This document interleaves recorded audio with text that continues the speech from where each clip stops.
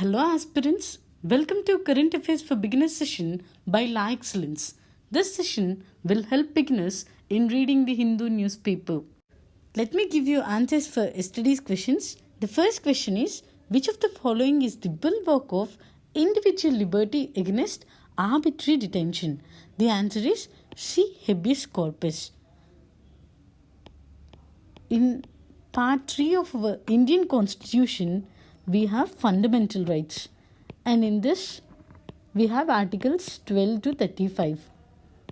Article 22 says about writs, that is, any individual, if for any individual these fundamental rights are violated, then he can go to Supreme Court and file a writ. And there are 5 types of writs. And among that, one is habeas corpus, and this will provide safeguard against arbitrary detention. So it is called as the bulwark of individual liberty against arbitrary detention. The second question is, which of the following is not a full-time member of Shanghai Cooperation Organization SCO? This is a Eurasian political, economical and security alliance that formed in 2001. And this organization have 8 full-time members, and apart from that, this organization have dialogue partners, observer countries, and it has guest attendees. And this Afghanistan is a observer country and not a full-time member. India, Russia, Uzbekistan, Kazakhstan, Kyrgyzstan, Pakistan, China and Russia, these 8 countries are full-time members. Here the question asked is, which of the following is not a full-time member of Shanghai Cooperation Organization? So the answer would be C, Afghanistan. How not to do an environmental assessment? Here you should know what is this Environmental Impact Assessment, EIA. Environmental Impact Assessment.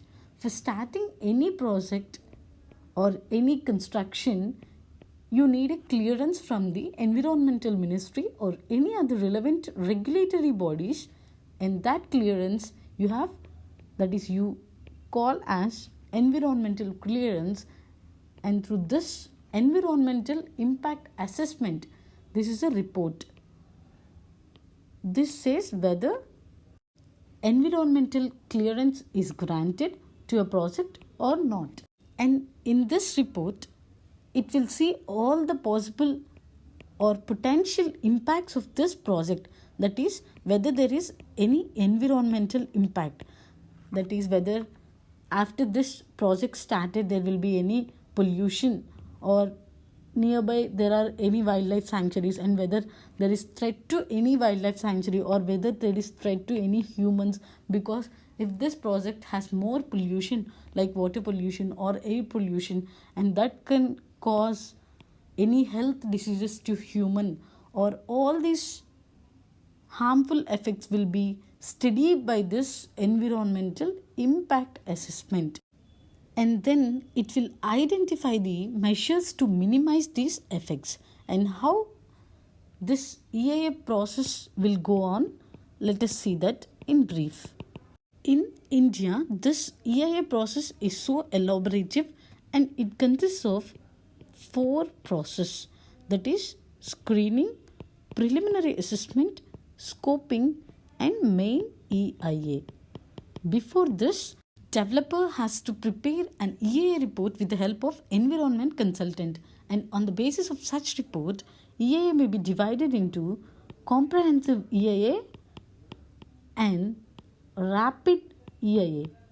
That is, if the assessment is for all the 4 seasons of the project, that is, this impact of this project in rainy season, in summer season, or all the 4 seasons of the project, they need impact assessment, then that will be called as comprehensive environmental impact assessment. And if the need for only one session, then we call this rapid environment impact assessment. And these four are the processes. The first one is screening. In this, whether this project actually needed this full environmental impact assessment or not. This will be checked in this screening process. There will be projects like category A projects, category B projects. In B also there will be division B1, B2. Category B projects are looked by the central government. Category B looked by the state government. And B1 requires public hearing and B2 doesn't require public hearing. Like this, category A, category B, they divide whether this needed environmental impact assessment or not. This will be done in this screening process.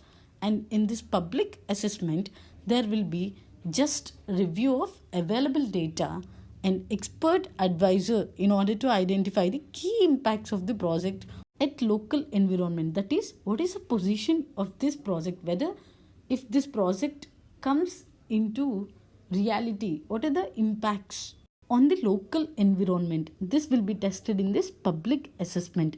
And the third one is scoping. After this preliminary assessment, all the members or study team, there will be study team in this preliminary assessment. They'll be discussing with the developers, scientific institutions, local people and regulatory agencies. With all these people, the study team will discuss and then they will study the impacts completely. And the last one is main environmental impact assessment. In this, there will be try to answer some questions like what are the potential results of this project, that is what are the impacts of this project, and they found any small problems with the project, then how to change, what are the potential changes, and whether these changes will be okay for this developers and whether these changes will be okay for this local people, and how to change this, and what is the impact if they change this.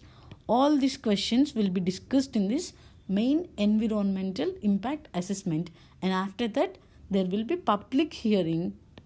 They will take the advice of the district wise advice they will take, and they will take local people advice.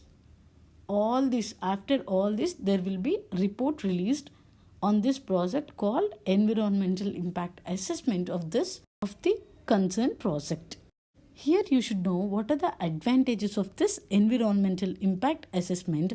And here in this article they are saying this environmental impact assessment is not going on properly. What are the advantages? Is environment. First thing, environmental advantages. If the environmental impact assessment follows all the procedures we have discussed, then it will be so good for the environment. There will be at least, not completely, or at least there will be reduction in the pollution or environmental damage will be minimum.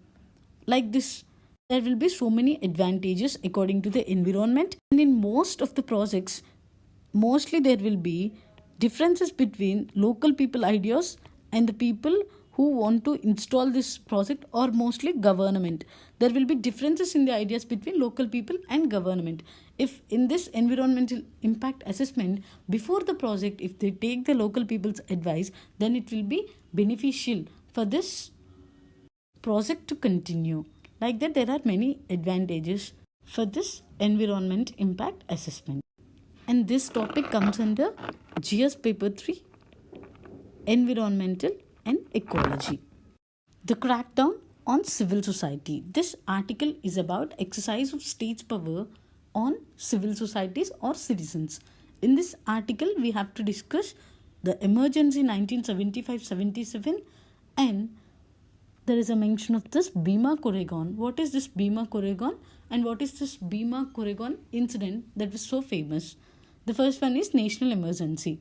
Under Article 352 of our Indian Constitution, the President can declare a national emergency on 3 grounds. The first one is if there is war or if there is danger of war, and the second one is external aggression, and the third one is armed rebellion. Before this armed rebellion, we have internal disturbance clause. But after this 1975 emergency, there is argument that there is misuse of this clause, internal disturbance, and based on this internal disturbance, President Fakhruddin Ali Ahmed, on the advice of Prime Minister Indira Gandhi, have declared emergency based on this internal disturbance, and this is used wrongly. There is argument like this. So this clause was changed through 44th Amendment Act and made this as armed rebellion. During this national emergency, elections were suspended and many civil liberties were curbed. And in this elections, many Gandhiji's political opponents were imprisoned and the press was censored. Like this, several human rights violations were reported during this emergency, and this emergency is stated as most controversial periods of this Indian independence history, and there is a claim or there is controversy that during this emergency, many human rights violations happen and many or state used its power on the citizens with this clause, internal disturbance. So after the next government and comes through this 44th Amendment Act, this word or this clause was changed as armed rebellion. Here I have said this article is discussing state's power on citizens, and this national emergency 75 is used as one example. And the second we have to discuss is Bhima Corrigan incidents. This Bhima Corrigan is a village, and in 1818 there was famous Battle of Corrigan. See, this topic we can discuss under GS paper 2 polity, and this topic comes under GS paper 1 history. You should remember this from history point of view. This Battle of Corrigan 1818, and if you can see 1918 2018, 200 years completed. So this can be a possible prelims question. So you should know what is this Battle of Corrigan. This was fought between Britishers and Peshwa community of Maharashtra, that is Marathas. You have Marathas in our history, that is in medieval India. In these Marathas and Britishers, the battle was fought in this Bhima Corrigan place, and this battle was known as Battle of Corrigan. In this place, they were Mahars. These people were considered as untouchables then in the contemporary caste-based society, and these Mahars are worked as soldiers in this Britishers, and they fought against upper caste Marathas, and these were Brahmins, these Peshwas.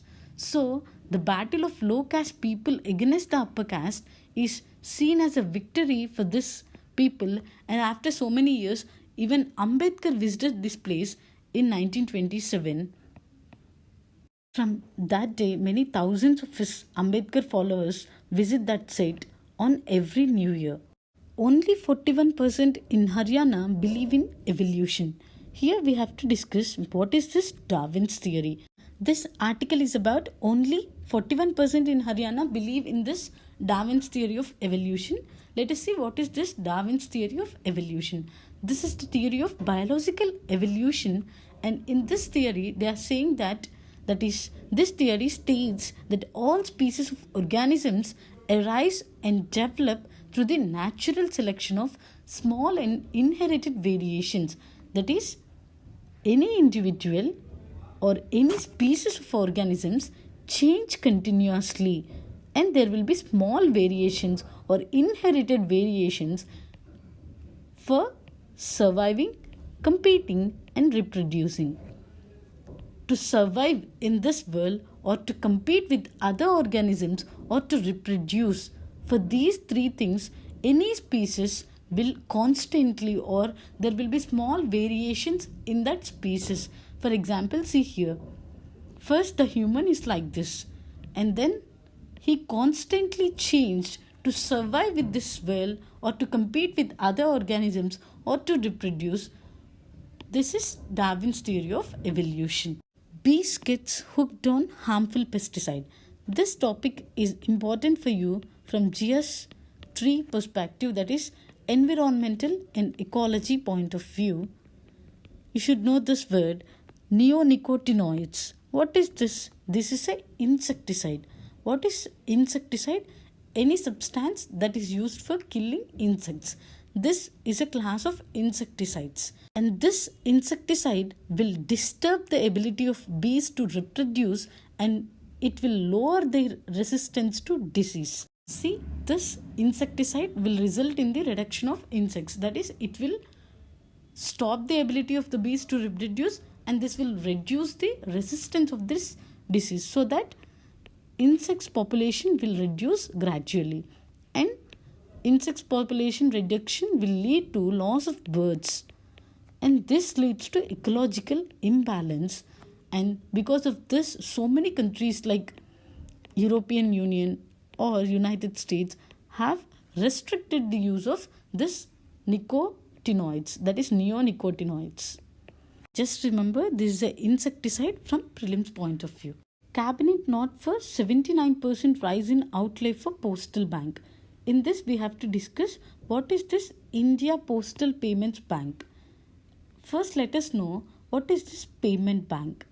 A payment bank is a differentiated bank that is set up by RBI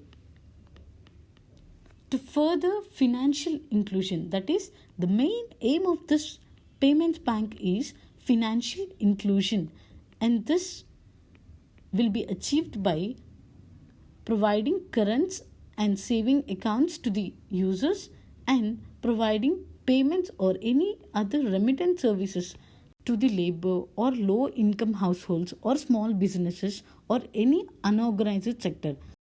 And this Indian Post Payments Bank will offer DDs, that is demand deposits, such as saving and current accounts up to balance of 1 lakh, and digitally enabled payments and remittance services of all kinds between entities and individuals.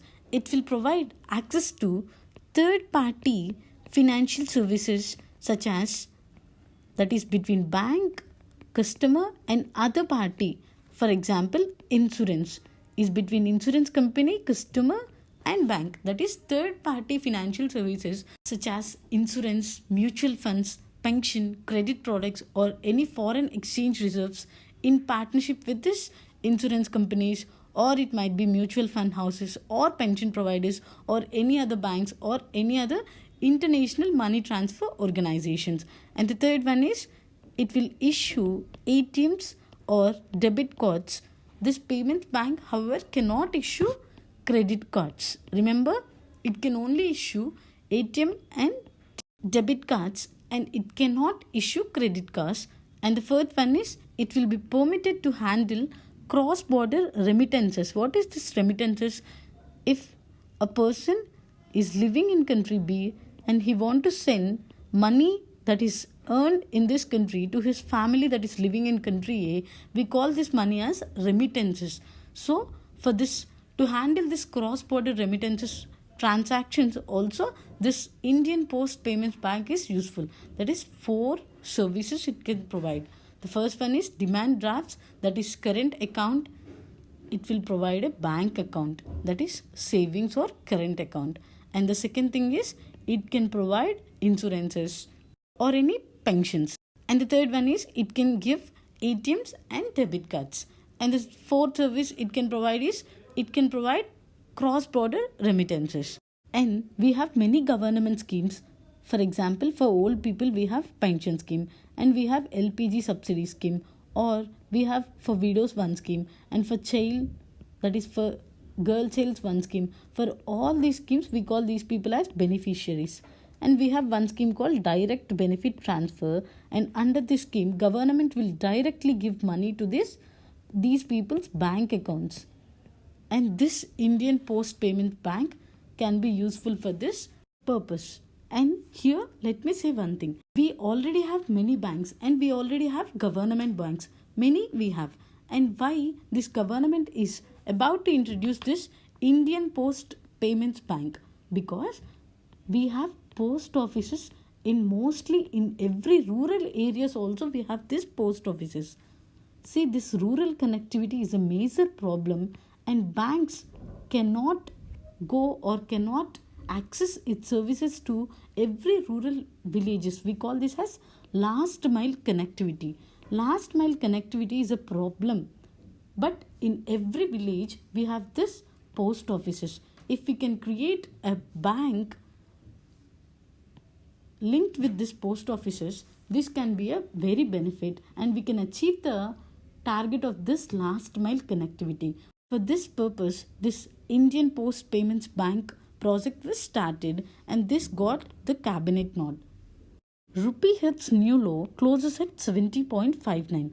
In this article, we have to discuss the words like economic terms, GDP, physical deficit, nominal GDP, and we have to discuss this depreciation. We have already discussed this GDP.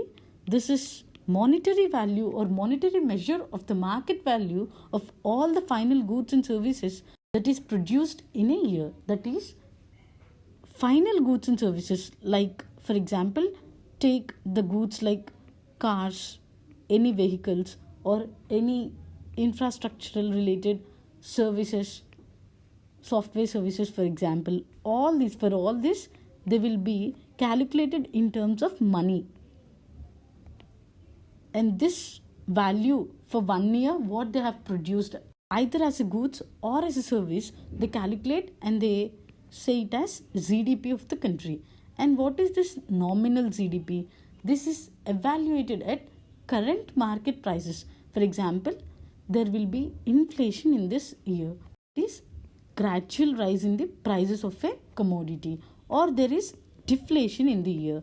Considering all this, they will calculate the GDP, and they call this as nominal GDP. And this nominal GDP estimates are commonly used to determine the economic performance of the whole country or a region to make international comparisons. That is, we mostly for international comparison we use this nominal GDP.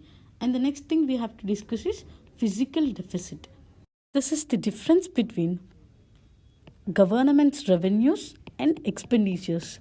That is, government will get revenue from different sources, like it will get from taxes, or any government companies it will get. All these revenues, if these revenues are comparatively less than the expenditure it have to spend, we call this as deficit. And if we don't consider the borrowings, that is, we normally take borrowings from international organizations, either like we take borrowings from World Bank, IMF, or we take borrowing from other countries. And if we don't consider these borrowings in this revenues, we call this as physical deficit. That is the difference between or deficit between this expenditure and revenue, and not considering the borrowings. RBI flags risk of higher inflation. Here you should know what is this inflation, and here you should also know what is this headline inflation. Inflation is the rate at which the general level of prices for goods and services is rising. That is, rates of goods are rising, and consequently purchasing power is decreasing. For example, now the rate of 1 apple is 10 rupees, and for 100 we get 10 apples. And if there is inflation, after some period constantly it will rise, and after some period the rate of 1 apple is rise to 12 rupees, and with this 100 we can't buy this 10 apples. The purchasing power will be reduced. We can buy around only 8 apples. This is called as, that is, this constant rise in the prices, this rate we call as inflation. What is this headline inflation? We have different types of inflation, and core inflation is one among that, and headline inflation is the other one. If we calculate inflation excluding this food and energy prices, we call this as core inflation, and This is excluded in core inflation, and this is included. If this is included, we call it as headline inflation. Why importance is given for this food and energy prices in calculating inflation is that these two products will change its prices frequently. So the other products will change normally. So this will fluctuate the calculation of inflation rates. So this is given so much importance, and with this there will be one inflation calculation, and without that there will be another inflation calculation. UPS delay in RAFALE deal compromised national security. Here we have to discuss what is this RAFALE deal. This we have discussed many times in our core video. This is nothing but a fighter jet deal between India and France. And let us see the specifications of this RAFALE fighter jet. This is a twin-engine, medium, multi-role combat aircraft. This is multi-role combat aircraft, and this is manufactured by French company Dassault Aviation, and this claims this has omni-role or multi-role, and this has the capability to perform several actions at the same time, and this can carry out both air-to-ground as well as air-to-air attacks, and this can also carry out interceptions during the same flight. And this aircraft is fitted with onboard oxygen generation system, and this suppresses the need for liquid oxygen refilling or ground support for oxygen production. That is, anytime it is in need of oxygen for refilling, it can use this onboard oxygen generation system, and it cannot come to ground for filling again. Over 99% of this demonetized notes were returned. Here you have to see what is this demonetization. In November 8, 2016, central government has announced demonetization. What is this demonetization? This is act of stripping a currency unit of its status as legal tender.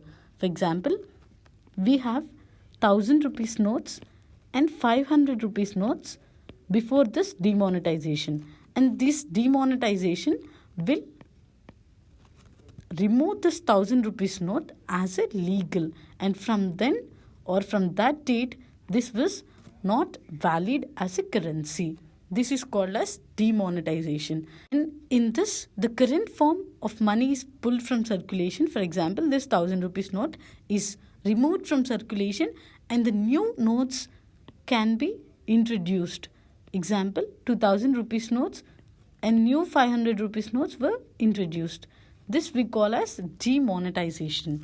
This article is about that RBI is saying that 99% of the demonetized amount, this 1000 rupees notes and 500 rupees notes, were returned to the banks. From mains perspective, try to see what is this demonetization and what are the effects of this demonetization on Indian economy. Floods imperil Western Ghats ecology. In this you have to see what is this eco-sensitive zones, ecosystems, invasive species, and in this article here there is mention of what are the effects of these floods on this environment. This article you can study under environment, that is GS paper 3, environmental and ecology. Now let us see what is this eco-sensitive zones. Eco-sensitive zones or areas are referred to those areas which was notified by Ministry of Environment, Forest and Climate Change as areas under or around wildlife sanctuaries, national parks and protected areas as requiring more protection due to their sensitiveness. That is, if there is wildlife sanctuary or national park or any reserve here or any protected area. Around this area, this is so sensitive, this area, and this area also need protection, and we call this area as eco-sensitive area or ecologically sensitive zone.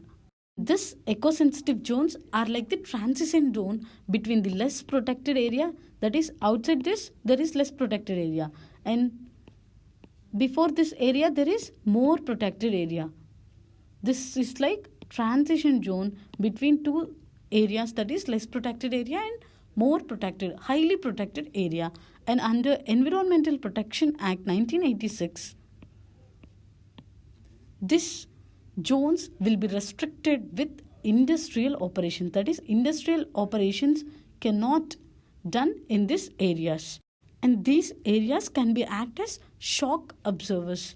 That is, this will protect these wildlife sanctuaries or any other protected areas directly from these outsiders. This will be acted as a buffer zone. And the next thing is ecosystems. This is a community made up of living organisms and non-living. That is, this is a community, and in this there will be living organisms and non-living organisms, and these two interaction with environment we call as ecosystem. This ecosystem is a community, that is biological community of interacting organisms interacting with their physical environment. Remember, try to remember these definitions, because this definition of ecosystem, what is the definition of ecosystem? And they have given 4 options.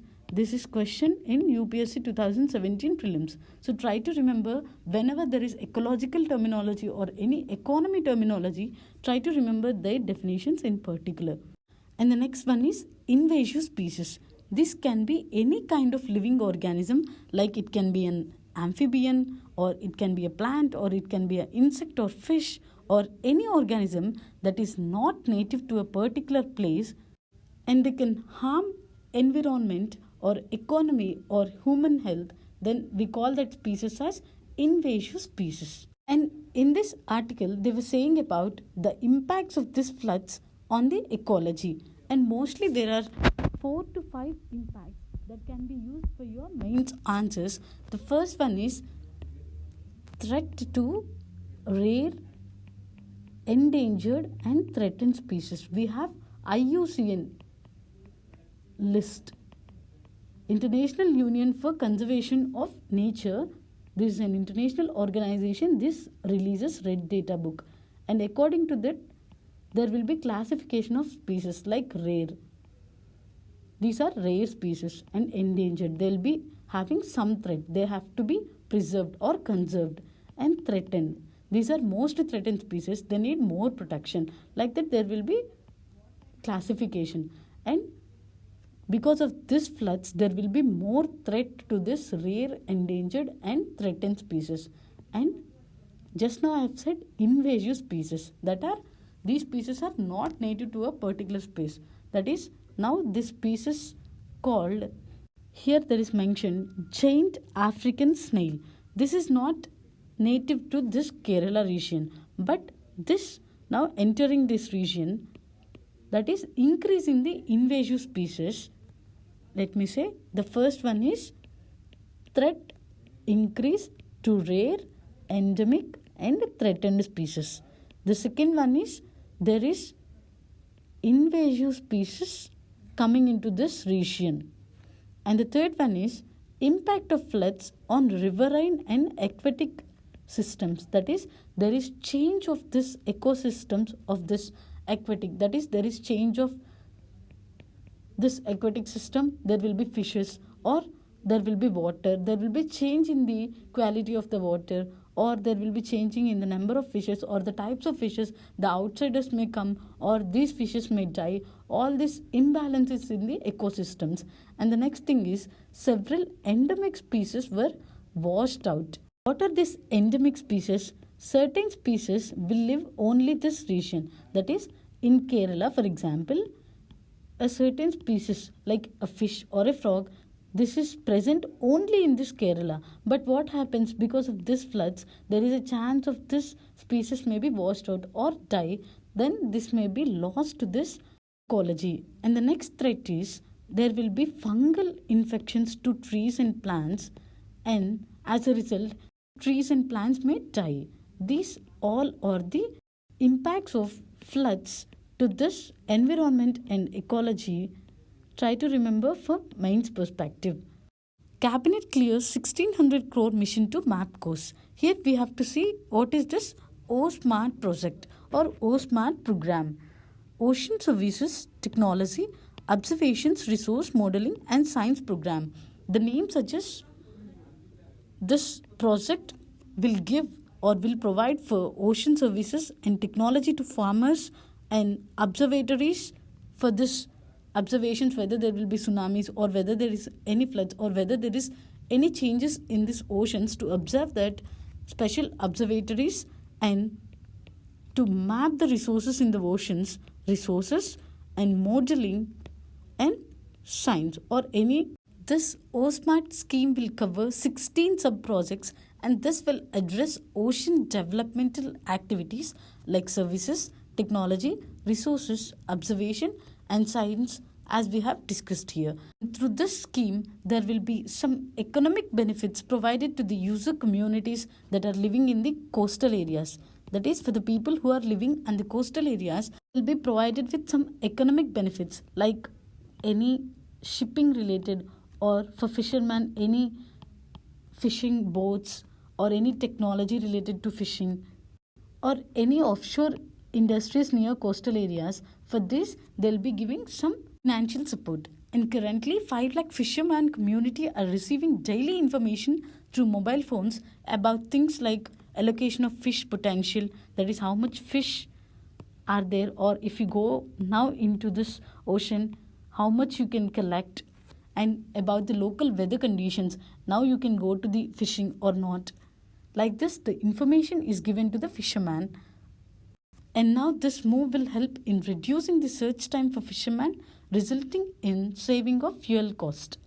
And this project will achieve, we have sustainable development goals, and under that we have goal 14, that is conservation of oceans and marine resources. And this scheme will help address this sustainable development goal 14 issue. And the next thing is this, we have blue economy. We are planning to create blue economy. This scheme will help this blue economy also, and this scheme will help giving scientific and technical background for these people like fishermen, everyone. This scheme will also help in accessing the resources of the ocean, that is ocean resources, across these coastal areas of the country. Joint military exercise in Russia ends. Here you have to remember this name of this military exercise from prelims point of view. Exercise Peace Mission is the joint military exercise of Shanghai Cooperation Organization. This Shanghai Cooperation Organization discussed in yesterday's video, that is 29 August 2018 core video. Please try seeing this video and know about this organization. This is a military alliance formed by, now there are 8 member countries. This is formed by Shanghai 5, and now there are 8 full-time member countries. These 8 countries participate in this military exercise. Exercise Peace Mission 2018 is the name of that exercise. Please remember this from prelims perspective. This article is about 2+2 talks. What is this 2+2 talks? This is between India and US. That is, External Minister and Defense Minister of India and US will meet and will discuss on certain issues, and we call this as 2+2 dialogue. And try to read this. Why now, and what are the achievable outcomes from this meeting, and what they are going to discuss in this meeting. Because for mains perspective, there can be a question like, what is 2+2 dialogue, and what are the consequences or outcomes to this 2+2 dialogue? What is the benefit for India from this 2+2 dialogue?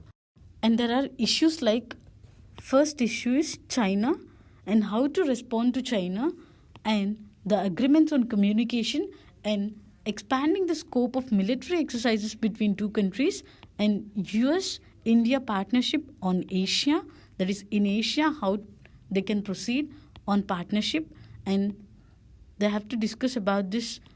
They are going to discuss about this Belt and Road Initiative and United States South Asia policy on Afghanistan and Indo-Pacific strategy, and India as a major defense partner what are the things it have to do, or what are the things US have to do, or what are the agreements they are going to make. And in US we have CARTSA Act, and according to this act, US imposed sanctions on the countries like Russia, Iran. Any country is dealing with these countries or have an agreement or deal, then there is a chance of having or imposing sanctions on this country also.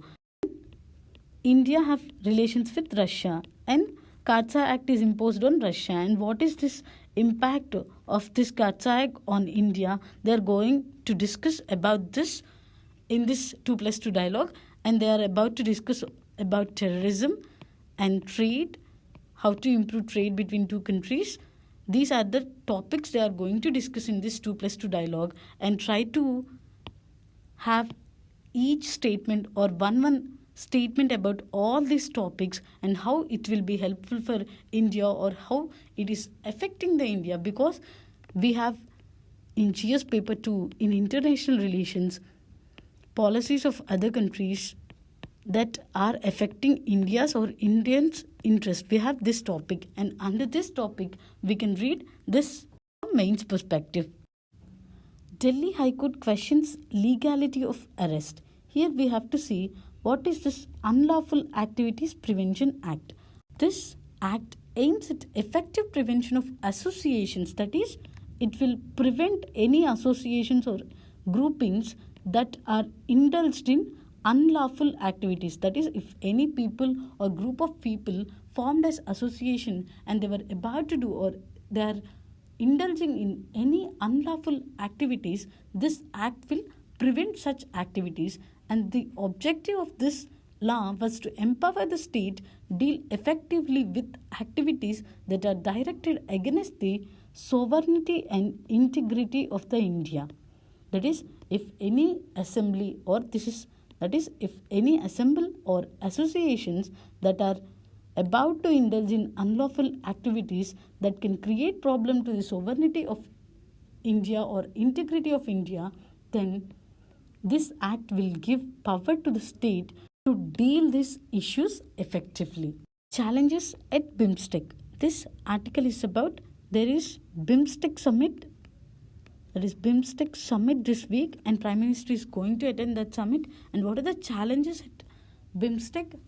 This article is talking about. Here in this article we have to see what is this BBIN, BIMSTEC, SAARC and BRICS.